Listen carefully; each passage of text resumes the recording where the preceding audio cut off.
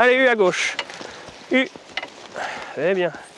Ces 2 chevaux de trait ardennais, de près d'1 tonne chacun, tractent le bois coupé. Qu'ils fassent la journée, même la semaine, donc du coup on préfère privilégier des plus petites traînes qui peuvent emmener assez facilement, plutôt que de les mettre à genoux et qu'ils n'arrivent pas à tirer et qu'ils transpirent. L'utilisation de chevaux plutôt que de véhicules pour débarder le bois permet de préserver le sol de cette zone classée espace naturel sensible.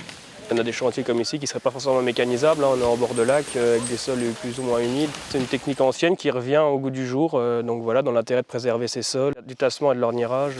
Au cœur du bois de la Mayette, étendu sur 20 hectares, l'Office national des forêts a sélectionné les arbres les plus remarquables. Ceux gênant leur développement sont abattus. Ce choix s'est opéré en fonction de l'essence, donc déjà le chêne, essence objective de la région, du diamètre, des dendromicro-habitats, tout ce qui peut paraître essentiel pour le vieillissement de la forêt. On a du pic dans la forêt, on a du gomme-mouche à collier qui sont des espèces rares et menacées. On a aussi tout un panel d'espèces de chauves-souris, des chauves-souris forestières. Une forêt riche en biodiversité que le département, propriétaire du site, souhaite faire labelliser Natura 2000. À l'issue de cette coupe d'entretien, le plan de gestion ne prévoit plus aucune intervention humaine pour les 30 prochaines années.